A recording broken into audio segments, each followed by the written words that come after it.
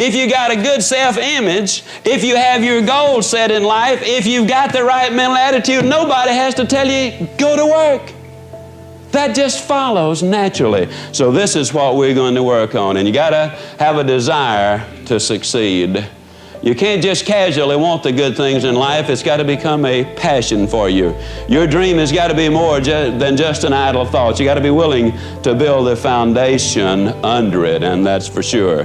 Now, we're going to be taking these steps, and quite obviously, ladies and gentlemen, I believe that these steps are what is necessary. But let me identify to you what one of the major problems in America is. One of the problems is, you see, we have said to people, all of these things are available.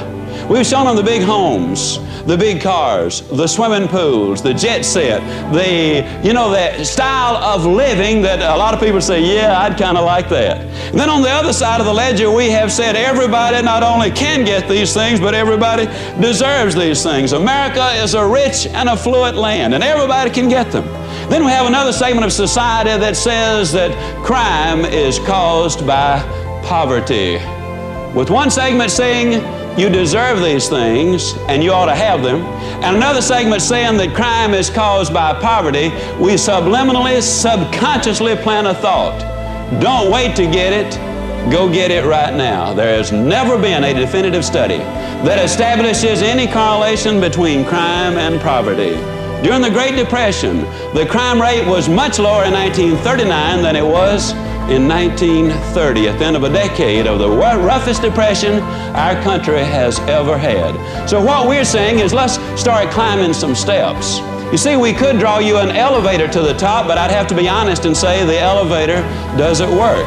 You're going to have to start taking these steps, and you're going to have to take them one at a time. But I've discovered that people don't mind taking the steps. If you tell them where they are, show them how many there are, and then tell them exactly how to climb the steps. But you see, you gotta climb the steps. You can't skip them.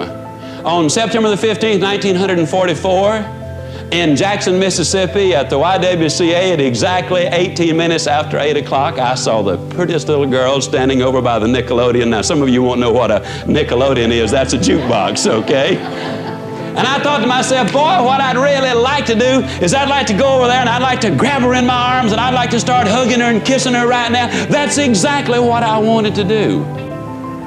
But if I had, she wouldn't be sitting here as my wife of over 30 years today, because I would have skipped too many steps. So I did something real original. I walked up to her and I said, hi. And she said, hi. And the first thing you know, since it was a dance, there we were, a little YWCA dance, and we were dancing. And I got her telephone number that night, and we had a lot of telephone calls. And then one day I said, hey, we ought to be going out. And she said, okay. So we had a date. Then we had another one and another one. And then, you know, it wasn't but 2 years and 2 months and 11 days and 1 hour later that she became my very own. But we took some steps along the way. I don't care how bright you are in school, you cannot move from 2 times 2 equals 4 into analytical geometry.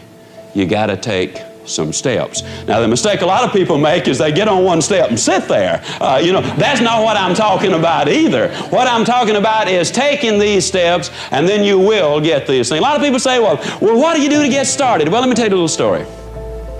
A number of years ago, I heard a philosopher say, you are where you are because that's exactly where you want to be. And boy, that sounded so philosophical too. You know, I went all over the country saying, you are where you are because that's exactly where you want to be. And the wise old owls in the audience would nod, you know, and say, that's right, that's exactly right. You know, isn't it amazing the number of us that want to sound philosophical? And then one night, I was in Birmingham, Alabama, on my way to Meridian, Mississippi, and the roads were under repair. So I stopped at a service station to get directions, and the young attendant not only gave me the directions, but he was kind enough to draw me a map. He said, now, sir, if you will follow these directions as I have laid them out, I'll guarantee you you'll get to Meridian with plenty of time to spare. Well, I followed the directions exactly as he laid them out, but 1 hour later, I was exactly 45 miles further from Meridian than I had been when I got the directions. Now, folks, I wasn't there because that's where I wanted to be. Man, I just tired and sleepy. I wanted to be in bed. I was there because some dude gave me the wrong directions. And I'm going to look you dead center and say this. If you're broke, I don't really believe that's what you want. If you're despondent, I can't believe that that's what you want. If you're down in the dumps, if you're negative, if you're miserable and all those things, I don't believe that's what you really want. I believe that maybe, just maybe, you might be there because somebody has given you some wrong directions.